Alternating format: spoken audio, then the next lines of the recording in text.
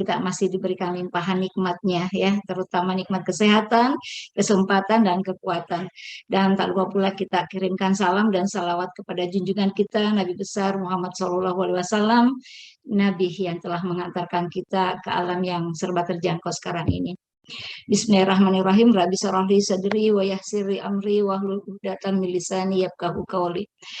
Anak-anakku sekalian, alhamdulillah senang sekali ya ketemu dengan kalian, yang mana saya berhadapan dengan mahasiswa dari Universitas Lambung Mangkurat yang luar biasa. Saya rasanya bertemu dengan kalian, dan tadi sudah diperkenalkan oleh Pak Rahmat Nur ya. Nama saya Fatima Asis, tapi biasa mahasiswa saya manggilnya Bu Ima ya. Kita hari ini kuliahnya santai sampai serius, disimak, nanti kita akan berkolaborasi bersama-sama. Ibu ada di hadapan kalian bukan karena Ibu lebih pintar atau lebih menguasai segala-galanya, tetapi Ibu berada di depan kalian. Ini adalah dalam rangka perkuliahan dan intinya adalah sharing untuk kita semua ya, gitu. Pak Rahmat, apa saya akan share, saya punya materi ya?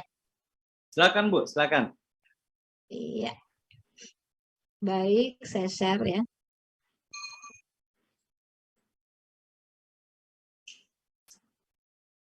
Bisa terlihat?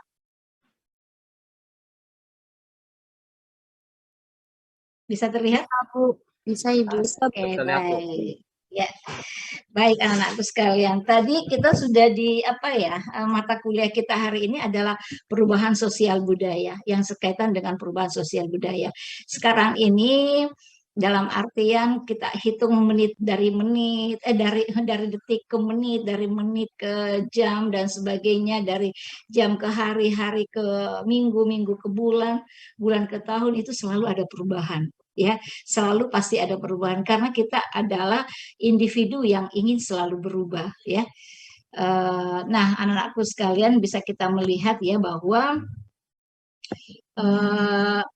maaf, kenapa ya enggak bisa.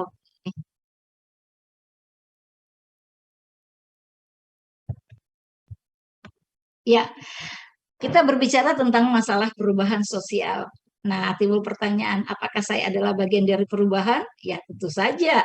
Kita semua, anak-anakku semua, saya dan Pak Rahmat dan semuanya yang namanya manusia adalah bagian daripada perubahan itu. Kalau kita berbicara tentang perubahan, banyak sekali mekanismenya, banyak sekali hal-hal yang terjadi di lingkungan kita, terutama di dalam masyarakat sekarang ini, ya, anak-anakku sekalian. Nah, apa sih sebenarnya perubahan itu? Perubahan itu adalah membandingkan masa lalu dengan masa sekarang ini. Itu berubah. Jadi kalau misalnya kita berpikir, yang lalu kok enggak seperti ini ya? Kok sekarang seperti ini? Nah, itu sudah ada perbandingan. Perbandingan, membandingkan berarti itu sudah merupakan perubahan. Dari masyarakat yang statis, yang tidak maju, tidak pernah berubah, itu akan menjadi berubah. Bila kondisi pendidikan saat ini tidak berubah, ya, bila kondisi pendidikan saat ini tidak berubah, siapa yang harus dipersalahkan? Pemerintah, guru, dosen, pelajar, mahasiswa, ya, seperti itu. Jadi ada pertanyaan seperti itu. Jadi kalau misalnya sekarang ini kondisi pendidikan kita tidak berubah, siapa yang akan disalahkan? Tidak ada yang perlu disalahkan, karena pendidikan itu sendiri dan kita semua itu akan mengalami perubahan. Tentunya dulu dikatakan waktu kalian masih di SMP atau SMA, ada namanya kurikulum K13 atau ada namanya KTSP, itu berubah. Kenapa mesti berubah? Karena mengikuti zaman, perkembangan zaman. Kenapa mesti berubah? Karena mengikuti tuntutan kebutuhan setiap siswa atau setiap mahasiswa. Nah, sekarang kita sedang memasuki era namanya Merdeka Belajar, kampus merdeka. Merdeka Belajar tentunya juga akan mengalami perubahan. Kenapa bisa seperti itu? Karena kita mahasiswa semuanya ingin semuanya memiliki kemampuan, semuanya memiliki kebutuhan ya, memiliki kemampuan yang tidak sama, sekalipun dalam artian kita saudara kembar dan sebagainya, kemampuan kita itu pasti akan beda. Mengikuti perkembangan zaman sekarang ini, maka Menteri Pendidikan, Ristek dan Teknologi akan mengikuti juga alur jalannya atau mekanisme peningkatan mutu pendidikan itu sendiri, termasuk Merdeka Belajar atau misalnya Kampus Merdeka. Kalau misalnya di sekolah-sekolah itu namanya program sekolah penggerak seperti itu ya. Jadi intinya adalah nuansanya merdeka-merdeka saja seperti itu. Jadi selalu ada namanya kebebasan. Merdeka itu bukan yang tadinya yang dulu-dulu kalian tidak merdeka atau masih masalahnya dulu-dulu itu kalian tidak diberikan kebebasan. Iya, tetapi sekarang ini nuansanya betul-betul berfokus kepada mahasiswa itu sendiri. Apa sih kemampuannya, apa kebutuhannya, itu yang dijadikan. Jadi tidak ada yang salah dalam hal perubahan itu, tetapi perubahan itu adalah milik kita semua dan kita semua menikmati perubahan itu. Nah, anak-anakku sekalian, menurut Selo Sumarjan ya, mengatakan bahwa perubahan sosial adalah perubahan pada lembaga-lembaga kemasyarakatan, ke lembaga-lembaga kemasyarakatan di dalam suatu masyarakat yang mempengaruhi sistem sosialnya, termasuk di dalamnya nilai-nilai, sikap, dan pola perilaku di antara kelompok-kelompok dalam masyarakat. Jadi betul apa yang dikatakan Selo Sumarjan dalam perubahan itu di dalam masyarakat itu selalu ada yang mempengaruhi sistem perubahan itu. Sistem perubahan sosial yang ada dalam masyarakat itu selalu akan berubah mengikuti perkembangan zaman itu sendiri. Nah, anak-anakku sekalian, pengertian perubahan sosial budaya itu sendiri adalah perubahan yang terjadi dalam kehidupan masyarakat, mencakup perubahan budaya yang di dalamnya terdapat perubahan nilai-nilai dan tata cara kehidupan dari tradisional menjadi modern. Boleh nanti misalnya kita bertanya kepada ibu bapak kita di rumah di zamannya dia ya, di zamannya dia, bahwa pada saat waktu dia memasak dia masih menggunakan tungku, masih menggunakan kayu bakar dan sebagainya. Sekarang ini karena sudah era modern itu sudah mulai ditinggalkan dan semuanya mau praktisnya. Mulai dari makanannya yang tadinya diolah begitu lama, sekarang orang selalu ingin praktis, yang siap saji seperti itu. Yang ya anak-anak sekarang, apalagi anak-anak sekarang ini ya, yang anak-anak milenial sekarang ini semuanya inginnya praktis saja. Jadi ya makanan siap saji sekarang rame diperbincangkan di warung-warung, di rumah-rumah makan itu diperbincangkan. Dan semua masyarakat kayaknya tertarik ke situ karena tidak ingin ribet gitu kan. Semua menginginkan yang yang cepat saji, semuanya menginginkan yang yang instan-instan seperti itu. Termasuk dulu zamannya ibu mungkin ya, atau zamannya orang tua kalian pada saat kita mau menginginkan memakan atau mengkonsumsi mie itu diolah sendiri gitu loh. Diolah sendiri, dibuat sendiri, beli bahannya diolah sendiri sampai menjadi mie untuk dikonsumsi dalam keluarga. Tapi sekarang ini tidak, mau rasa apa saja ada. Rasa bakso, rasa kari ayam, semuanya rasa ada. Sampai ke mie gorengnya, mie kuahnya semua ada. Jadi sisa memilih gitu ya. Nah sekarang kalau kita melihat dampak-dampak perubahan itu sih sebenarnya sekarang orang mulai rindu dengan yang dulu, dengan keadaan yang dulu. Orang memasak pakai tungku, pakai kayu, dengan bahan bakarnya pakai kayu. Orang merasa rindu dengan seperti itu karena katanya beda rasanya. Betulkah dengan beda rasanya seperti itu? Mungkin itu terjadi perbedaan rasa itu karena olahannya mungkin diolah dengan bahan baku yang ada di sekitaran masyarakat itu sendiri, diolah dengan bahan baku yang betul-betul murni gitu, seperti itu. Nah sekarang ini semuanya serba instan. Nah itu adalah perubahan anak-anakku sekalian. Nah, bentuk-bentuk perubahan sosial itu ada yang namanya evolusi. Perubahan yang biasanya tak terencanakan. Terjadi karena masyarakat ingin menyesuaikan dengan kebutuhan atau keadaan atau kondisi yang baru yang timbul sejalan dengan pertumbuhan masyarakat. Nah, kalau dikatakan evolusi itu kan perubahan yang lamban ya. Perubahan yang lamban. Kalau dikatakan perubahan yang lamban, nah kenapa mesti ada perubahan? Kalau ada satu komunitas atau satu suku yang ada di berbagai provinsi yang mengatakan bahwa saya tidak mau berubah. Nah, saya mau mempertahankan tradisi saya. Saya ingin bahwa tradisi saya atau budaya saya yang ada di lingkup wilayah saya itu akan tetap langgeng, akan tetap seperti itu dan tidak akan dipengaruhi dengan budaya-budaya asing. Tetapi mau tidak mau, suka atau tidak suka, itu perubahan itu pasti ada gitu kan. Seperti misalnya di daerah Banten ya, ada di sana suku Banten, mereka mengatakan saya tidak ingin berubah.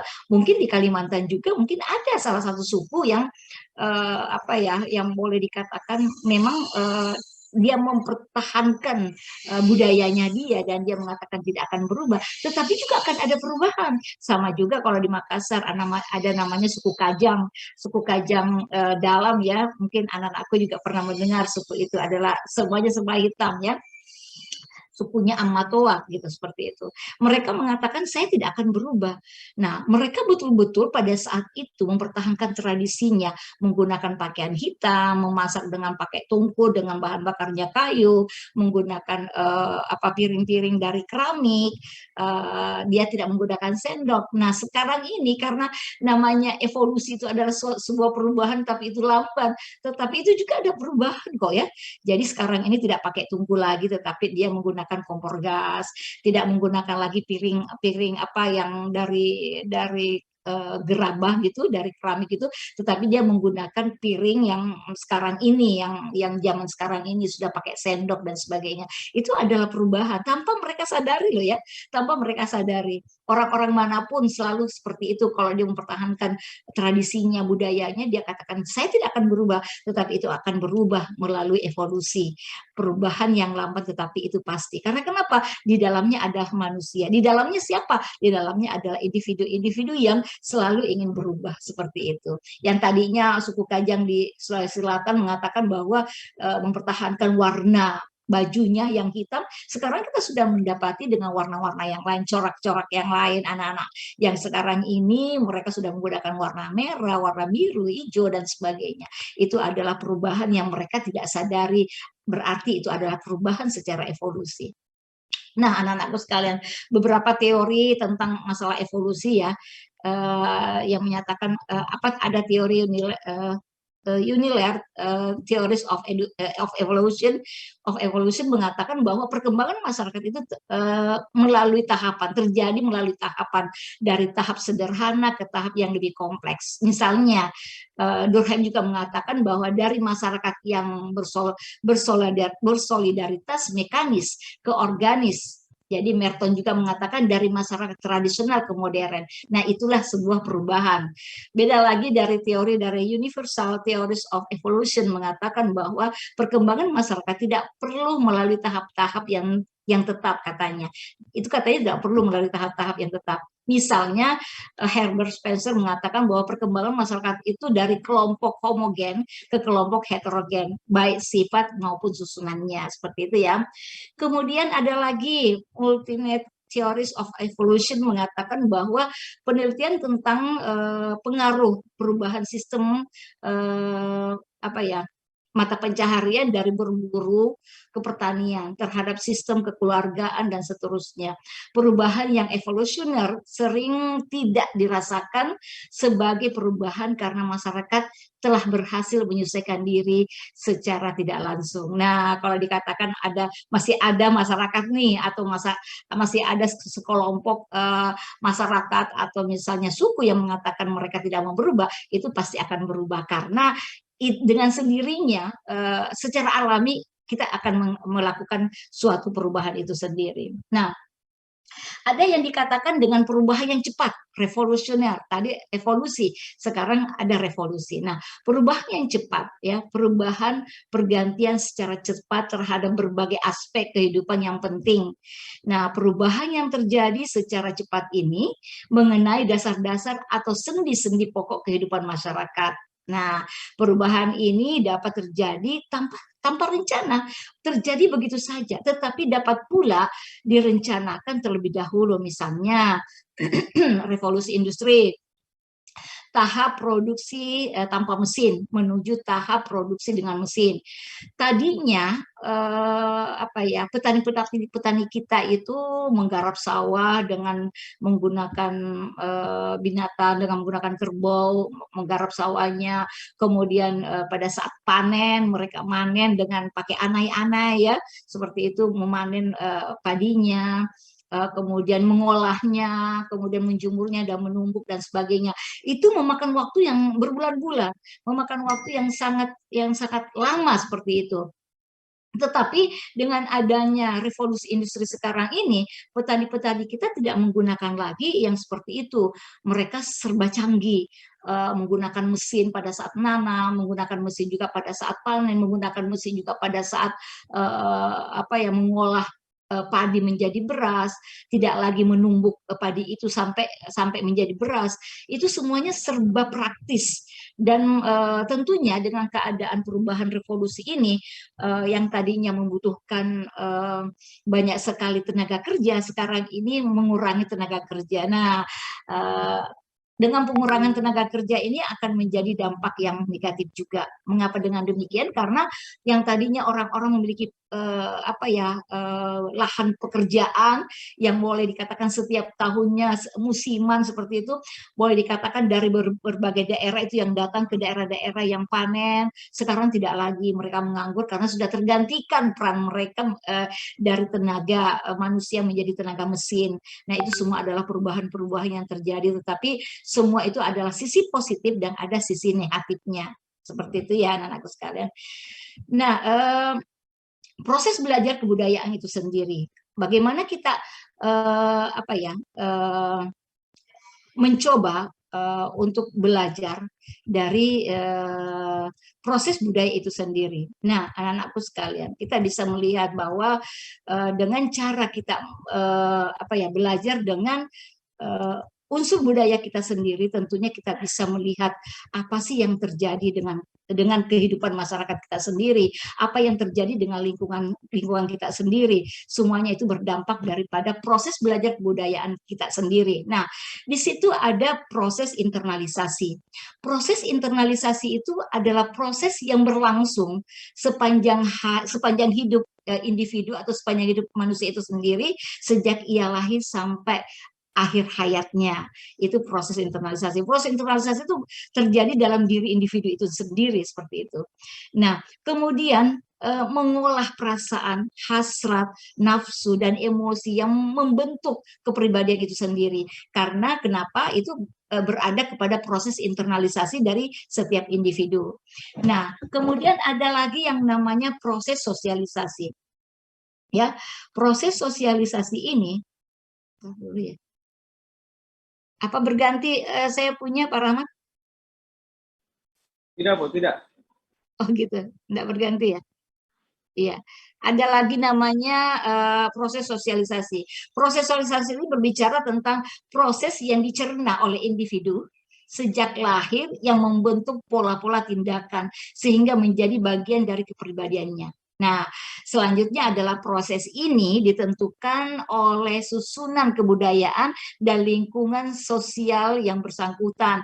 Misalnya nih proses sosialisasi anak bayi yang lahir nih enggak tahu apa-apa, enggak ngerti apa-apa, tetapi dengan kebiasaan-kebiasaan apa yang dilihat dari lingkungannya melalui mungkin dari orang tuanya, mungkin dari kakaknya, mungkin dari adiknya, mungkin dari paman dan bibinya dan sebagainya, itu akan menjadi membentuk hal yang mereka adopsi. Jadi dengan keadaan seperti itu dari proses sosialisasi sehingga mereka pahami, oh seperti ini, yang tadinya belum bisa berbicara diajak berbicara, anak bayi tidak tahu tentang bahasa diajak berbicara, itu nanti akan tersimpan dalam memorinya sehingga menurut psikolog mengatakannya bahwa bayi itu yang belum tahu apa-apa, yang mungkin masih bulanan, mungkin baru 2 bulan dan sebagainya, itu diajak berbicara, maka dia akan kaya dengan kosakata, maka itu akan tersimpan dalam memorinya, dan itulah nanti pada saat dia mulai berbicara, dia sudah memiliki perbendaharaan bahasa yang banyak,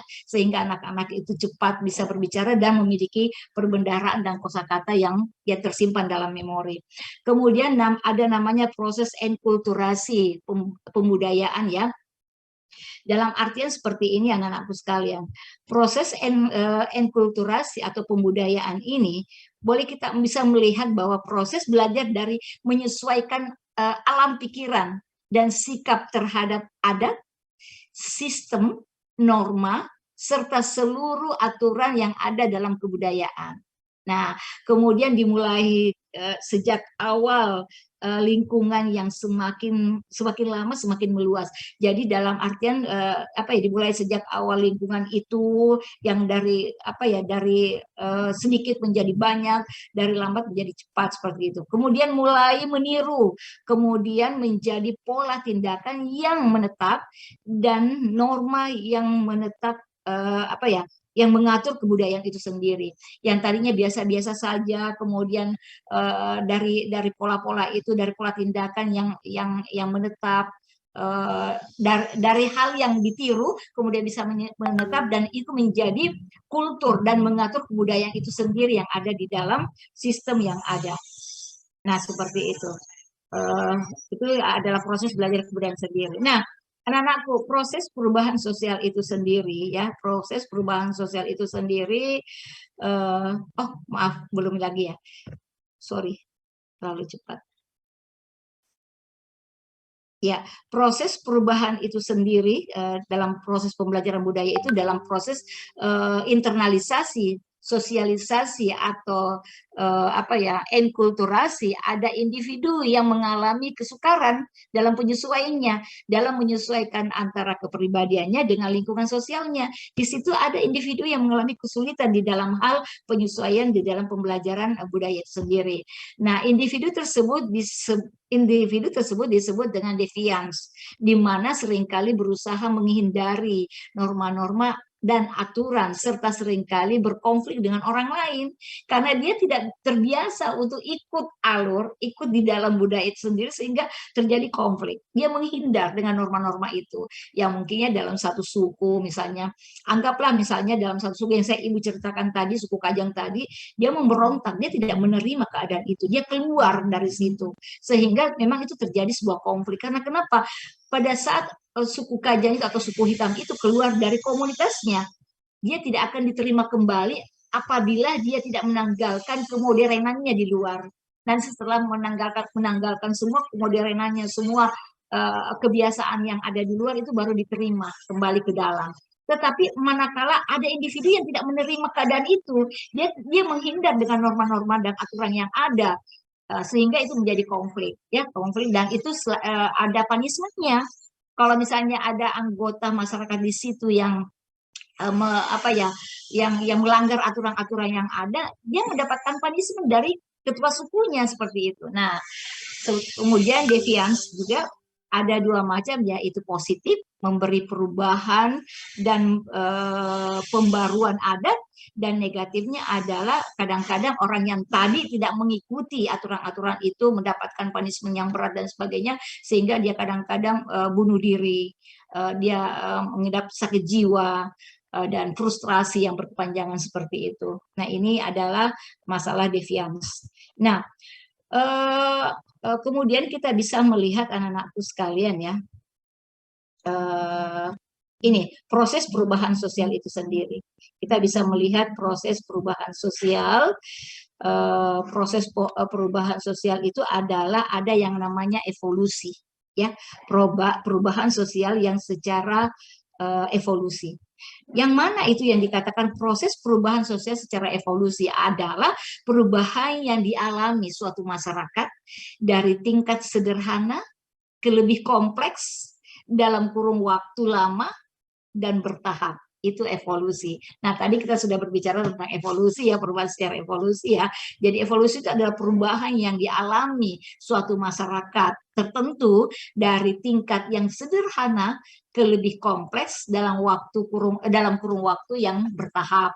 Nah, dalam proses perkembangannya, unsur-unsur kebudayaan suatu masyarakat itu juga berubah yang disesuaikan dengan perkembangan yang ada. Jadi unsur-unsur kebudayaan dari suatu masyarakat itu dia mulai berubah, dia mulai menyesuaikan diri dengan perkembangan yang ada, gitu kan.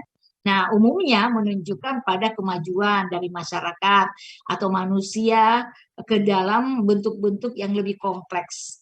dan melampaui bentuk-bentuk yang lebih terbelakang gitu kan. Jadi dalam artian mereka tadinya terbelakang, nggak ngerti tentang masalah gadget, nggak ngerti tentang masalah perkembangan zaman sekarang ini. Tiba-tiba ada yang namanya handphone, tiba-tiba ada namanya TV dan sebagainya. Mereka melek, oh seperti ini gitu kan, seperti ini. Jadi mereka akan berangsur-angsur akan mengikuti atau menyesuaikan proses itu. Nah, itu adalah masalah evolusi. Nah, kalau kita bisa melihat lagi yang kedua adalah difusi. Difusi itu adalah suatu proses penyebaran unsur kebudayaan dari satu individu kepada individu lain dan atau dari sebuah kelompok kepada kelompok lainnya. Contoh difusi, misalnya cara berpakaian pejabat kolonial Belanda dulu yang ditiru oleh pengusaha pribumi kita. Biasanya pakainya seperti itu, dia pakai apa ya, topi yang bulat gitu ya, dia pakai tongkat, bajunya itu yang ada kancing di depan, itu adalah baju pejabat kolonial Belanda. Nah, itu yang ditiru oleh penguasa pribumi. Penguasa-penguasa pribumi menggunakan itu pada saat zamannya. Nah, orang Minangkabau misalnya yang membuka warung nasi Padang dan orang Jawa membuka warung Tegal seperti itu. Nah, sekarang Ibu mau bertanya, kalau di Banjarmasin biasanya apa khasnya? Kalau misalnya Minangkabau membuka warung nasi Padang, kemudian orang Jawa membuka warung Tegal, kalau di Makassar membuka warung coto, gitu kan. Kalau di Banjarmasin mungkin soto Banjar ya, seperti itu ya, gitu ya, soto Banjar mungkin ya. Seperti itu. Jadi di mana-mana misalnya kita di Jakarta nih, kita pengen makan soto Banjar, ada gitu kan. Misalnya di Makassar juga ada warung soto Banjar. Jadi memang beda. Kalau misalnya orang Makassar membuat soto Banjar beda rasanya. Begitu juga kalau misalnya orang Banjar membuat soto Makassar beda gitu kan, ada khasnya gitu. Nah, semuanya itu adalah rancangan daripada difusi, masing-masing punya kekhasan masing-masing.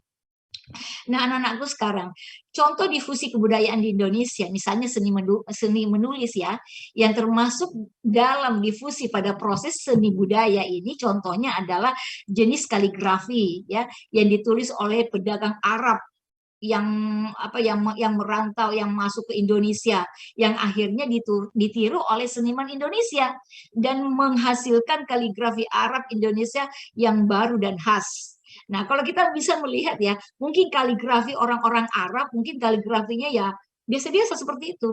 Tetapi kalau sudah ditiru oleh orang Indonesia, mungkin akan dipercantik, mungkin menambah seninya gitu loh. Ada seninya di situ. Nah, kemudian dari pakaian, misalnya ketika seorang dari Arab, bangsa Arab yang menikah seorang anak perempuan yang berasal dari keturunan Jawa, ya, yang biasanya menggunakan pakaian tradisional seperti kebaya, tanpa menggunakan jilbab. Nah, karena perkawinan karena proses perkawinan, maka sang putri juga memutuskan untuk menggunakan kebaya, pakaian kebaya tradisional orang Jawa dengan menambahkan menggunakan jilbab seperti itu. Ini perpaduan nih, seperti itu kan? Nah, gitu. Nah, kemudian adalah dari bahasa, kalau kita lihat dari difusi ya. Bahasa adalah alat komunikasi dan simbol interaksi dalam masyarakat. Nah, contoh difusi dalam bidang bahasa misalnya antara bahasa Inggris dan bahasa Indonesia. Banyak kosakata bahasa Inggris diserap ke dalam bahasa Indonesia karena bahasa Inggris sendiri adalah bahasa yang digunakan sebagai bahasa internasional. Nah, apalagi nih sistem pendidikan. Sistem pendidikan, contoh difusi dalam sistem pendidikan yaitu menerapkan metode pembelajaran di Indonesia yang dulunya dengan sistem menghafal sesuatu bahan pelajaran, kemudian mengasah kemampuan otak kiri, ini sudah berkembang. Banyak metode pembelajaran yang dipengaruhi oleh beberapa negara Barat yang menggunakan metode bagaimana anak-anak itu bisa berkreasi, bisa menggunakan berbagai metode dan memberikan kesempatan kepada siswa itu untuk mengungkapkan idenya, bukan lagi teacher center, tetapi sekarang masuk kepada bagaimana anak-anak itu diberdayakan sehingga mereka bisa berkolaborasi, ya. Masih bisa didengar suara saya, soalnya hujan di sini keras nih. Bisa didengar suara Masih, Bu. saya? Bisa, Masih, Bu. Bisa, Masih, Bu. ya. Soalnya deras sekali hujannya di sini. Iya, sekarang kita lanjut lagi. Kalau kita melihat dari seni sastra ya, seni sastra itu sebagai bukti nyata, misalnya beberapa prasasti kuno yang ditemukan di berbagai daerah di Indonesia, seperti Kalimantan Tengah, Jawa Barat, dan Jawa Tengah, Kalimantan Selatan, serta daerah lain di Indonesia yang sebagian besar menunjukkan pengaruh budaya Hindia, seperti itu ya. Nah, kemudian sebagian besar prasasti ditulis dalam bahasa Pallava dan dalam bahasa Sanskerta. Kondisi ini menunjukkan bahwa keberadaan beberapa uh, maaf saya jeda dulu ya Pak Rahmat, saya mau tutup jendela dulu soalnya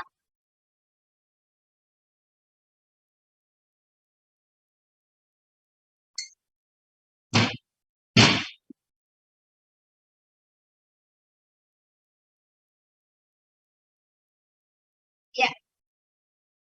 Nah, sebagian besar prasasti itu ditulis dalam bahasa Pallava dan dalam bahasa Sanskerta.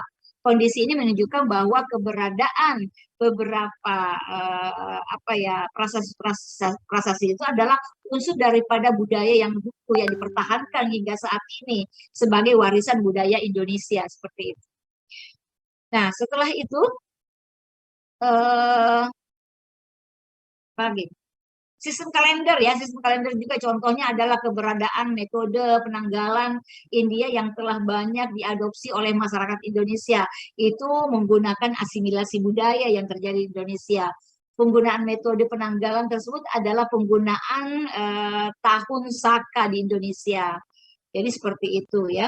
Nah, kemudian ada namanya kalau kita bisa melihat difusi dalam sistem pemerintahan, adanya pengaruh budaya Hindu-Buddha di Indonesia terasa sangat kuat dalam mempengaruhi sistem pemerintahan di Indonesia.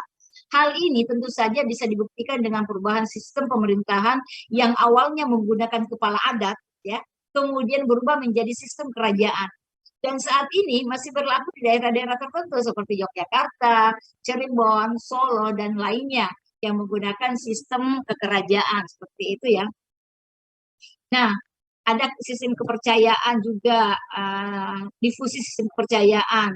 Setelah agama Islam datang ke Indonesia, maka persembahan ritual digabung dan diganti dengan syariat Islam dalam bentuk sedekah yang tadinya dipengaruhi oleh budaya Hindu-Buddha, yang mana orang-orang tua kita dulu pada saat ada hajatan itu menggunakan dupa, menggunakan api dan sebagainya, itu tergantikan setelah datangnya agama Islam ke Indonesia, diganti semuanya itu dengan sedekah seperti itu. Nah, ada tradisi nih lagi nih, difusi tentang tradisi. Apa itu?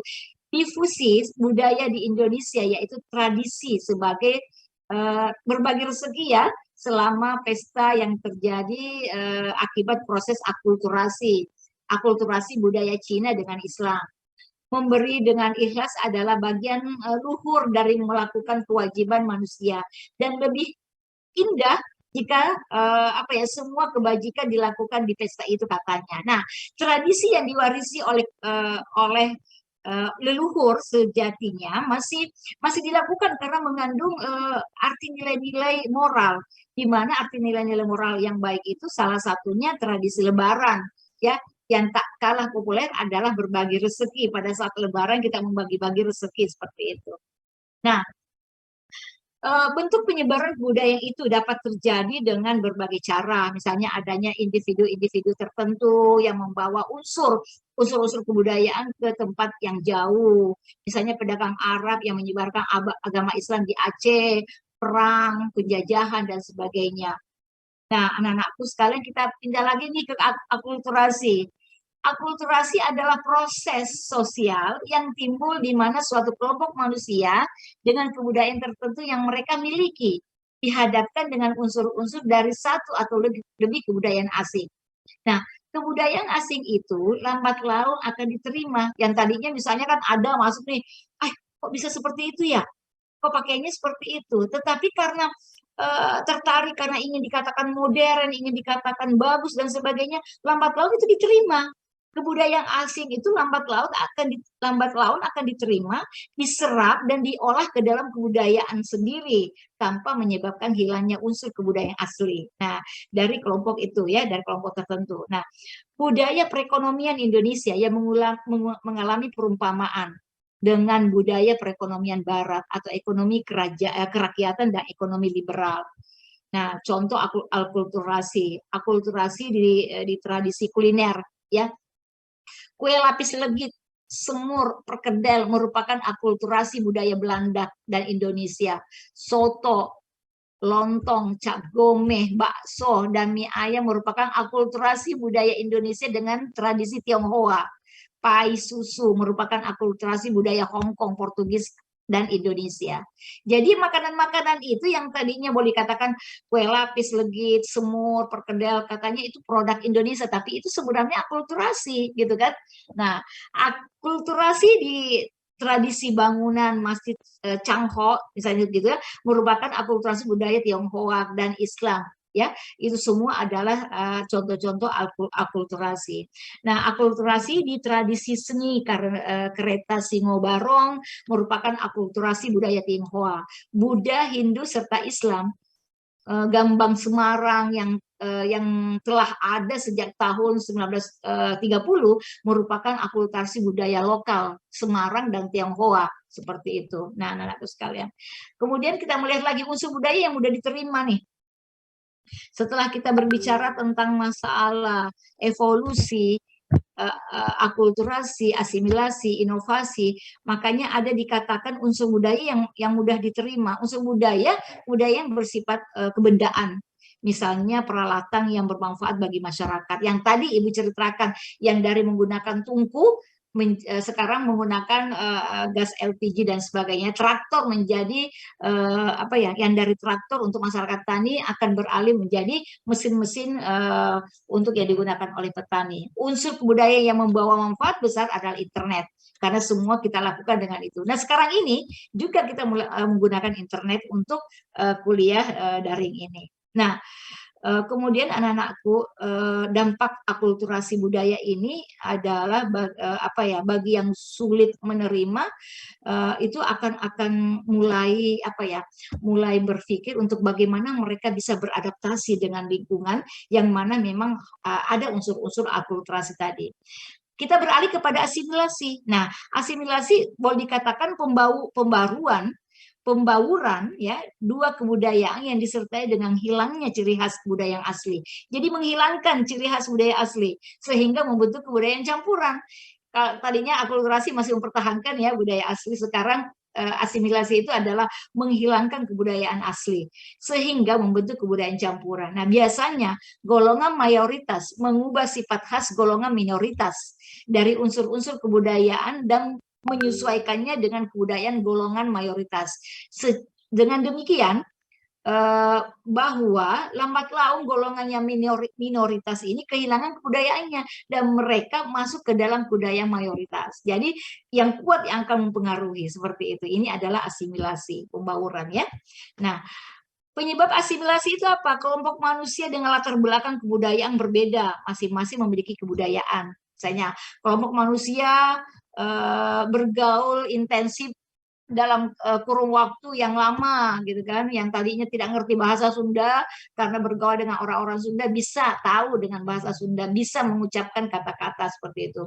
Nah, budaya antar kelompok merubah watak khasnya dan unsur kebudayaan saling kembali memunculkan watak kebudayaan baru. Nah, faktor penghambatnya ya kurang pengetahuan terhadap unsur kebudayaan yang dihadapi karena mereka tidak tahu, tidak paham, sehingga itu akan diadopsi. Kemudian faktor penariknya apa? Toleransi. Di situ ada toleransi, ada kemanfaatan timbal balik yang tadinya kita tidak ngerti bahasanya orang, kita tahu bahasanya orang, yang tadinya kita tidak tahu masakan khas dari satu daerah, kita tahu, begitu timbal baliknya. Kemudian apalagi saling menghargai, memperlakukan pihak lain secara baik. Kemudian ada di situ unsur perkawinan. Jadi dari daerah lain ke daerah yang satunya itu akan berbaur menjadi satu, gitu ya. Nah, contoh asimilasi apa? Asimilasi ras Mongoloid. ras-ras ini akhirnya membentuk ras baru ya. Kemudian meleburnya kebudayaan Betawi dengan Tiongkok yang menghasilkan kebudayaan baru seperti tari lenong dan tari cokek. Itu kan dari kebudayaan Betawi dengan Tiongkok itu berbaur, mengasimilasi menjadi tari cokek atau tari lenong. Adanya budaya Cina ya, adanya budaya Sina, hubungan pranikah, berkedok pacaran yang notabene bukan kebudayaan Indonesia gitu kan. Masyarakat Indonesia yang ikut-ikutan turis asing mengenakan pakaian bikini di pantai gitu kan. Orang-orang Indonesia kita nih yang menggunakan bikini, dia berjemur di pantai mengikuti budaya orang barat, padahal itu tidak semestinya seperti itu. Kenapa orang barat sampai menggunakan bikini berjemur di pantai? Karena dia menginginkan warna kulit yang baik gitu kan, karena kulit mereka tidak seperti dengan kulit Indonesia. Kemudian adanya pembangunan gereja kultural ya, itu pengaruh dari Eropa Barat karena memperkenalkan agama Katolik. Nah, kembali kepada inovasi lagi. Inovasi adalah proses pembaruan dari penggunaan sumber-sumber alam, energi, dan modal, serta penataan kembali dari tenaga kerja dan penggunaan teknologi baru. Nah, disinilah menghasilkan sistem produk dari produk baru. Inovasi ini adalah pembaruan unsur teknologi dan ekonomi dari kebudayaan. Nah, ini juga dari inovasi ini memunculkan hal-hal yang negatif dan positif. Misalnya saja anak-anakku sekalian menggunakan handphone misalnya. Handphonenya merek Samsung ya. Samsung ya, seperti itu, atau Lenovo. Hari ini kalian mengatakan handphone saya adalah model terbaru. Seminggu kemudian atau sebulan kemudian kalian pergi ke mall, itu akan kalian mendapatkan fitur yang lain, fitur yang lebih canggih, kemudian model yang lebih bagus. Itu adalah inovasi. Nah, ini semuanya apabila kita sebagai individu tidak bisa mengontrol diri, maka kita masuk ke dalam kelompok konsumerisme. Semuanya itu diambil, semuanya itu dikonsumsi seperti itu tanpa berpikir dulu, saya butuh enggak? Gitu kan, saya perlu enggak dengan seperti ini. Nah, inovasi ini itu adalah sifat-sifat dari ada unsur positif dan ada unsur negatifnya. Proses inovasi itu ada discovery, penemuan dari suatu unsur kebudayaan yang baru, baik suatu alat atau gagasan dari seseorang atau sejumlah individu. Invention, penemuan baru yang telah diakui, diterima, dan diterapkan oleh masyarakat. Nah, kemudian anak-anakku sekalian, kalau kita bisa melihat nih inovasi ke evolusi, inovasi ke evolusi.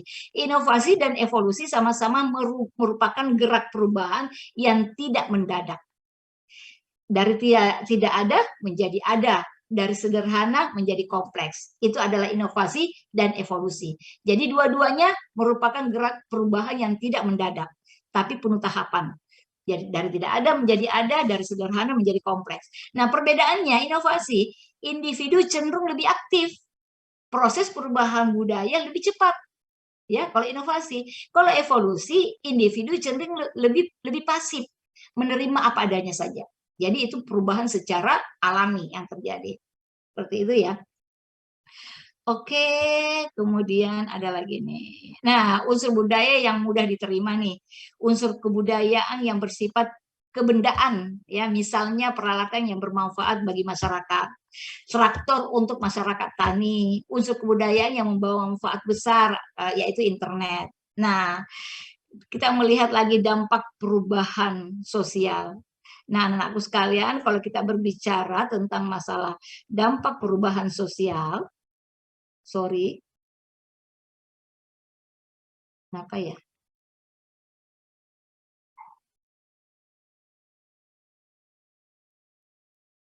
Sorry.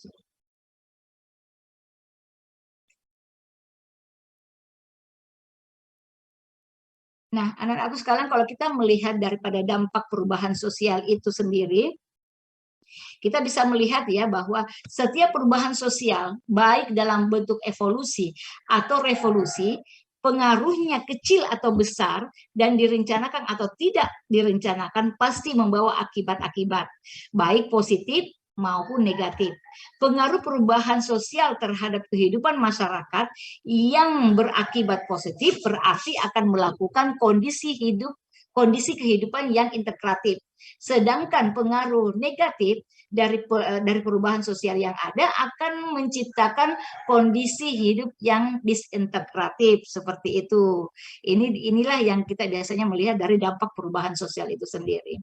Nah, dampak positif perubahan sosial itu sendiri kita bisa melihat ya bahwa perkembangan ilmu pengetahuan dan teknologi. Nah, perkembangan atau kemajuan iptek sebagai akibat positif dari perubahan sosial dapat dirasakan di berbagai bidang kehidupan. Misalnya di bidang teknologi yang sudah sangat maju sehingga kita dapat dengan mudahnya berkomunikasi dan mendapatkan informasi. Dengan kemajuan iptek ini diharapkan kualitas hidup manusia semakin meningkat. Contohnya sekarang ini, saya tidak pernah ke Banjarmasin, saya tidak pernah ke Kalimantan Selatan, tetapi bertemu dengan mahasiswa-mahasiswa yang ada di Unlam, berarti itu adalah kemajuan, salah satu kemajuan daripada teknologi. Kita bisa bertatap muka seperti ini. Nah, setelah itu apalagi nih? Terciptanya lapangan pekerjaan. Nah, perubahan sosial dapat timbul karena modernisasi. Dampak positif dari hal ini adalah timbulnya industrialisasi, Masya Allah, industrialisasi di berbagai bidang kehidupan. Karena banyaknya kebutuhan yang harus terpenuhi, maka industri pun akhirnya industri pun banyak yang membuka lowongan pekerjaan untuk menambah jumlah karyawan atau mendirikan perusahaan baru sehingga akan muncul lapangan pekerjaan baru. Ini adalah segi positif tentang masalah terciptanya lapangan pekerjaan karena menyerap banyak sekali tenaga pekerja dan mengurangi pengangguran tentunya.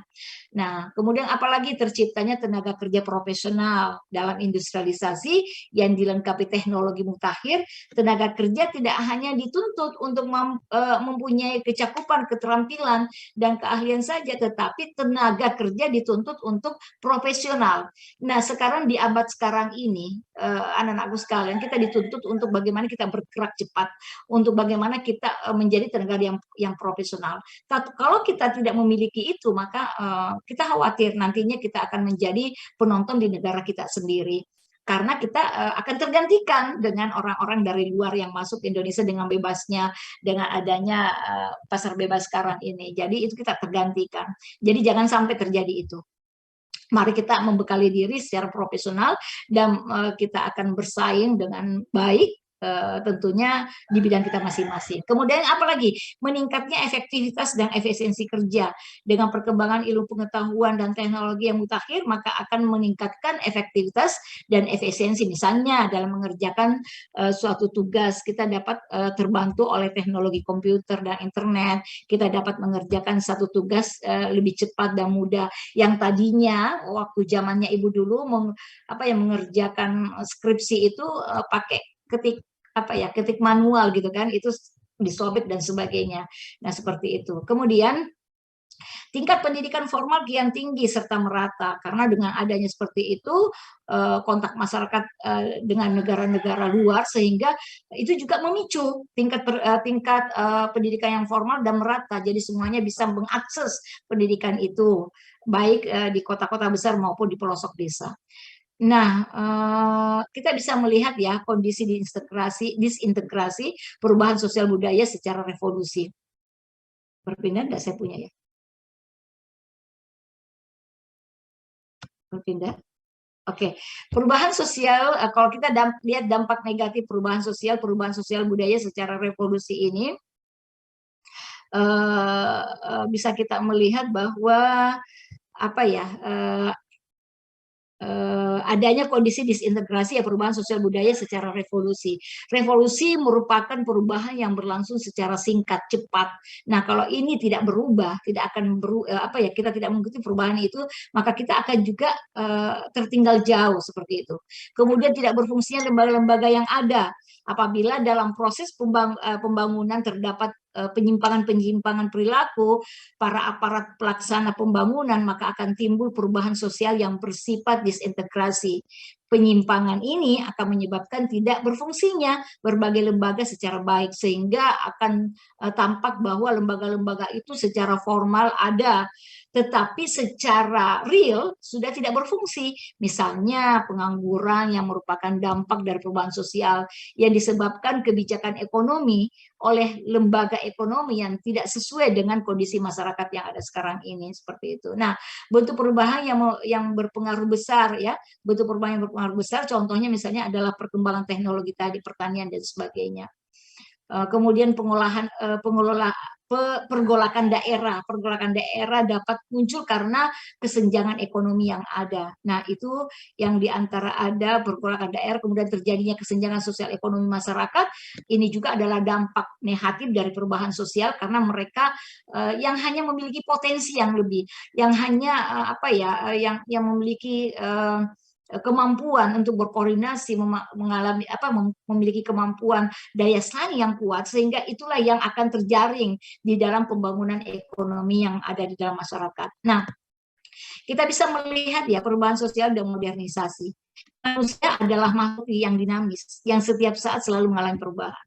Perubahan sosial berupa nilai sosial, pola perilaku, susunan lembaga kemasyarakatan, kekuasaan dan kewenangan, interaksi sosial dan lain-lain. Perubahan itu ada yang cepat, ada yang lambat, tergantung sistem lapisan masyarakatnya. Lapisan sosial tertutup, perubahannya cenderung lamban. Kemudian lapisan sosial yang terbuka, perubahannya cenderung cepat, seperti itu ya. Nah, perubahan kecil dari perubahan besar, itu juga ada perubahan yang terjadi tidak membawa pengaruh langsung atau berarti dalam masyarakat. Perubahan mode pakaian misalnya tidak mengakibatkan perubahan pada lembaga masyarakat, tidak, karena itu pengaruhnya kepada individu.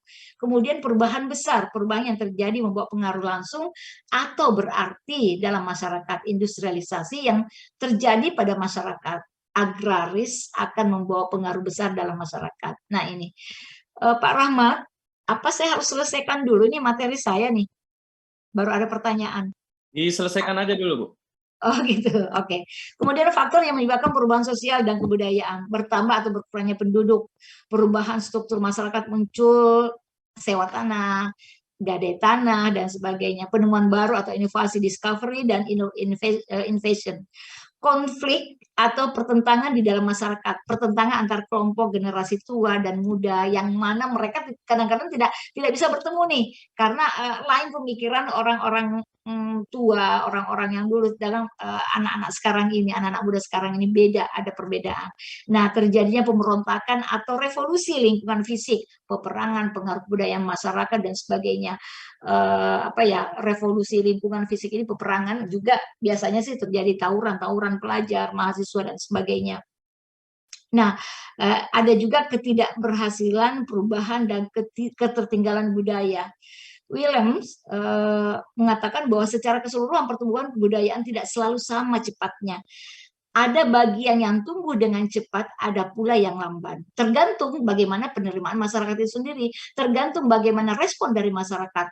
Sehingga ini akan terjadi William mengatakan bahwa ini terjadi lambat atau cepat. Nah, itu tergantung daripada penerimaan masyarakat.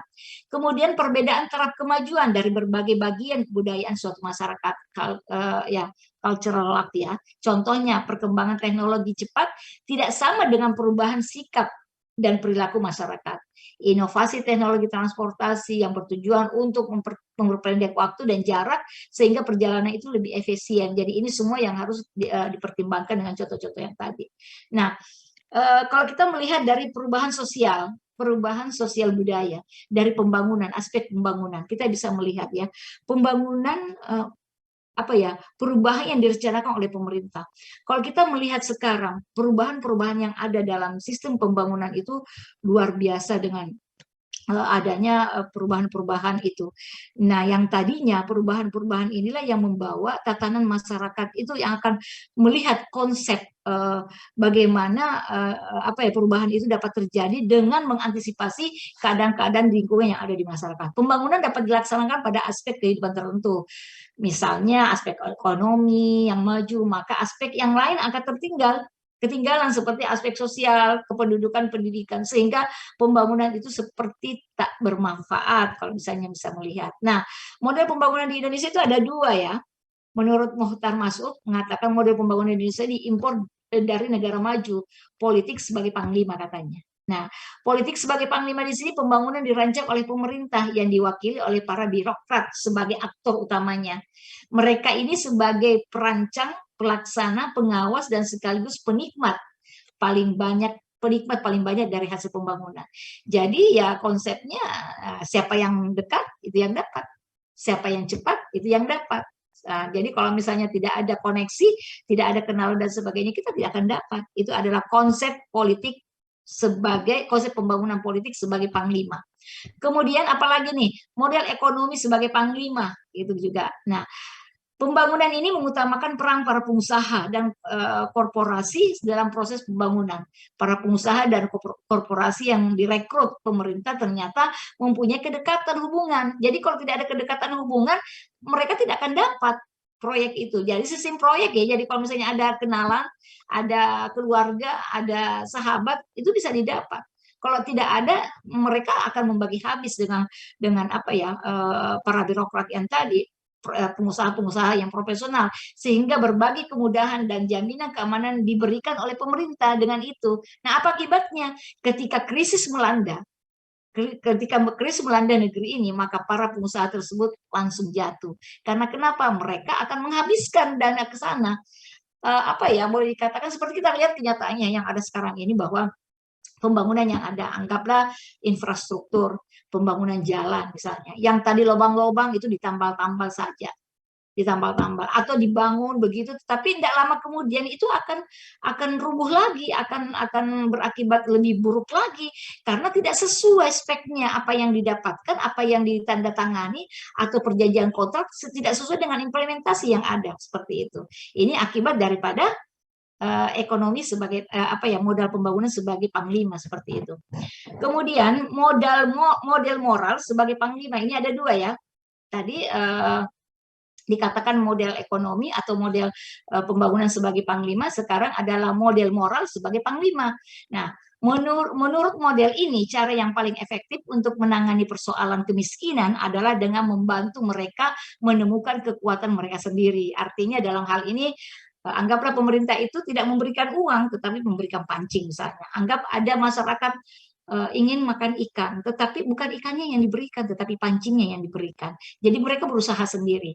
Kemudian wewenang pembuatan keputusan yang semula di tangan pemerintah harus dikembalikan kepada rakyat atau komunitas lokal gitu. Nah, karena itu mekanisme pembangunan dalam model ini mengandalkan kekuatan rakyat, ya. Jadi dalam arti mengandalkan kekuatan rakyat, sehingga banyak bermunculan LSM. Ini lagi nih bermunculan LSM, dia katakan mengatasnamakan rakyat. Tetapi LSM ini sendiri menggunakan powernya, yang sehingga dengan hal-hal yang memang mengatasnamakan rakyat, itu akan berakibat ke hal-hal yang lain. Ya, karena mengatasnamakan LSM ini. Nah, ini barangkali perlu didiskusikan ya, apakah kelebihan dan kelemahan model ini. Nah, arah perubahan sosial. Perubahan akan bergerak meninggalkan sesuatu yang diubah dan menuju pada sesuatu yang diharapkan. Itu. Perubahan akan bergerak meninggalkan sesuatu yang diubah dan menuju pada sesuatu yang diharapkan. Sesuatu yang ditinggalkan biasanya dianggap tidak cocok atau tidak bermanfaat lagi. Kadang-kadang sesuatu yang ditinggalkan itu tidak berguna lagi untuk pribadi seseorang atau pribadi individu. Nah, di negara sedang berkembang secara umum melakukan perubahan dengan mencontoh negara maju atau modern. Negara-negara barat yang telah dianggap berhasil melakukan perubahan modernisasi. Jadi hal-hal yang sekiranya tidak bermanfaat lagi itu ditinggalkan karena kita ingin berubah. Sesuatu hal yang mungkin lamban, mempengaruhi efektivitas pekerjaan kita, itu semuanya ditinggalkan karena tidak berguna lagi, dan kita akan menuju kepada perubahan yang lebih positif lagi. Ya, seperti itu. Nah, terima kasih anak-anakku sekalian. Ada pertanyaan silahkan saya kembalikan kepada Pak Rahmat. Ya, untuk melanjutkan kegiatan ini. Terima kasih. Saya stop. Ya, terima kasih Ibu atas berbagai hal pengetahuan tentang perubahan sosial budaya. Nah, teman-teman di sini sudah mendengar berbagai pengetahuan tentang perubahan sosial itu, dasarnya seperti apa sampai pada teori dan keberlanjutan perubahan sosial yang ada di Indonesia. Nah, kami akan membuka sesi tanya jawab atau diskusi atau tanggapan terkait apa yang disampaikan tadi Ibu narasumber. Mungkin ada dari teman-teman, silahkan raise hand. Ada yang ingin disampaikan atau ada yang ingin tanggapi? Ya, silakan Muhammad Hijrah.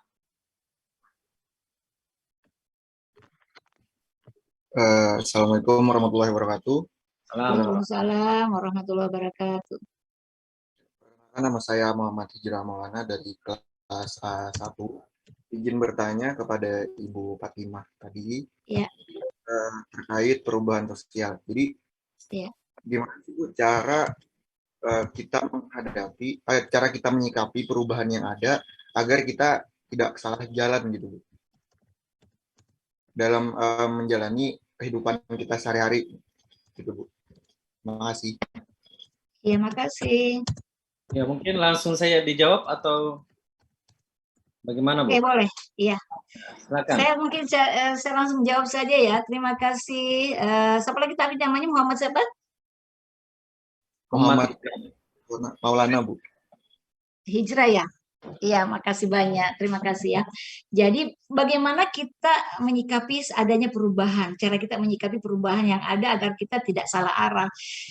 Betul sekali, ini pertanyaan yang sangat bagus sekali ya. Apalagi anak-anak remaja sekarang ini luar biasa. Kalau kita bisa melihat bahwa untuk menyikapi dengan adanya perubahan-perubahan ini, kita harus ada filter dulu. Filter, paling tidak filter untuk diri sendiri nih. Kita melihat, cocok enggak untuk saya? Kembali dulu ke kita nih sebagai individu. Kita akan melihat lagi, cocok nggak untuk saya? Apakah bermanfaat? Manfaatnya seperti apa? Lebih banyak faedahnya atau mudaratnya nih? Dengan pertimbangan-pertimbangan itu kita harus melihat kondisi kita. Kita siap nggak untuk mengalami perubahan itu?